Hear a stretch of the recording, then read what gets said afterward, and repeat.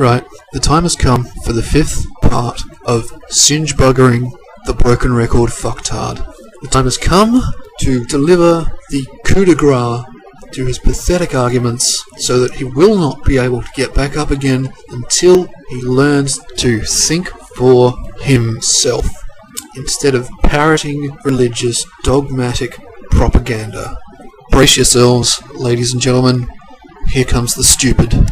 People hate God because they want to have sex whenever and with whoever they want, but they can't see the repercussions of just such a simple thing as having sex. Watch Jerry Springer, or Jeremy Kyle in England, or Oprah, or... I don't know whether to laugh or fucking cry. That's it, that's your example of how sex brings pain and suffering into the world. Rednecks whinging at each other on chat shows. That's not the repercussions of having sex, that's the repercussions of being a fucking dipshit. I've asked you before, and I'll probably ask you again.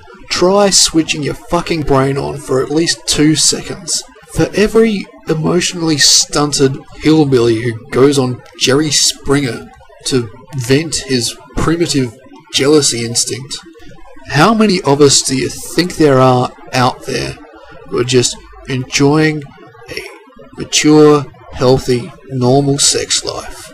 I mean, the ratio has got to be in the millions to 1. That's why these shows exist. The infantile reactions of these foolish, simple-minded people who tie themselves up in knots over their sex lives and then go and air their dirty laundry on TV. This is comedy for the rest of us. You know, those of us who are adult in mind as well as body. What boggles my mind is that you're actually holding up this pitiable minority of arrested development victims as your premium example of why people shouldn't be allowed to have sex outside of wedlock. People like that make a mess of their lives whether they're married or not. Or even TV dramas like Desperate Housewives, or you can see the pain and the hurt caused from sex.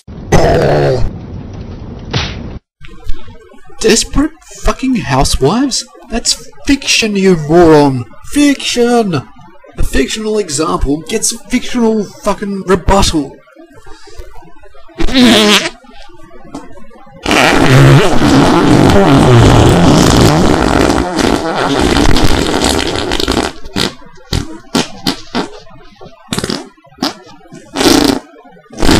And that was fiction because I made that sound with my mouth and the palm of my hand, not with my arse cheeks. Now there's irony for you. When you're the one providing a so-called argument, and I'm the one merely providing flatulence, it's still you, and not I, who's talking out of his arse. So, it's as if God knew what he was doing, isn't it?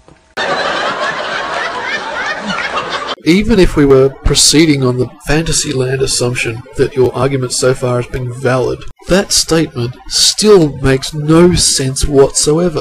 God supposedly designs us to want to fuck like rabbits, and also designs us so that that makes us miserable, so then imposes the institution of marriage to correct that initial basic design flaw. That's not a designer who knows what he's doing. That's an incompetent fuckwit who's making shit up as he goes along. Here's what really happened. Some Bronze Age priests knew what they were doing when they went to the people and said, God says you're not allowed to have sex outside of marriage, because that was the only way to prevent spread of sexually transmitted disease. That's right, BRF. Your precious ideas of sexual morality have been rendered obsolete by the invention of the condom. And it's time for you to wake up and smell the KY jelly. You know, it's as if God's just saying, everyone thinks God's this mean guy in the sky that's telling us all these do's and don'ts.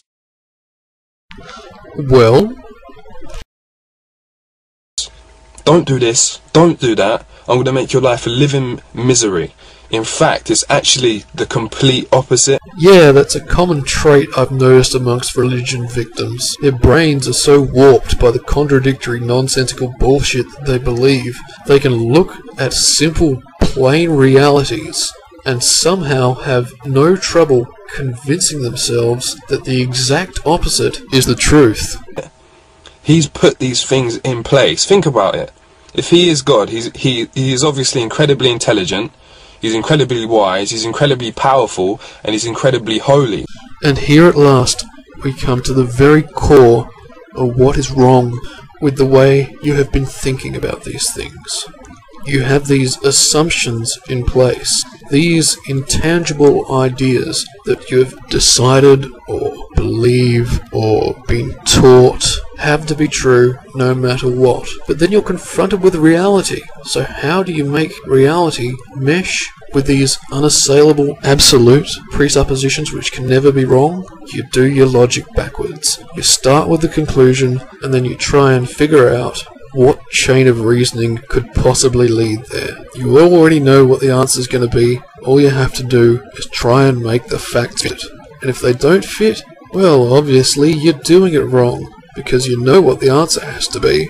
The answer has to be God is perfect and the Bible is right. So you turn the facts around, turn them upside down and inside out until they seem to sort of almost fit well enough to quiet that little voice in your head that says, hang on, the truth generally makes sense. What about those facts that don't fit? You throw them away, you ignore them. You pretend they're not facts. You find someone who's willing to tell you that that fact isn't true. Facts like evolution is real, it happens, and we've seen it happening, and it's been conclusively proven. Facts like abiogenesis has been proven to be possible in a lab. Facts like the Bible contradicts itself in about 300 places, and reality itself in 200 more. The only reason you allow yourself to think that those aren't facts is because they're not allowed to be. Because they go against what you believe always has to be right, no matter what reality says. Well, I'm sorry, but that's not how rational thought works. You start from the facts, you accept them, whatever they are, and you follow them to the conclusion that they lead you to. You go back and you check your reasoning, and then you compare it to someone else's reasoning, and you check their reasoning. Go back again and again, each time getting a little bit less wrong. But if you know where you're going to end up before you've even started, you've got no chance of ever having a fucking clue. Which means he cannot stand sin, and he's going to judge sin. And now the broken record gets stuck for a while, so we'll just skip this bit. Tune in next time to hear the broken record fucktard say, what I find is so stubborn and so arrogant, without so much as an inkling of the irony staring him in the face. I've fallen and I can't get up!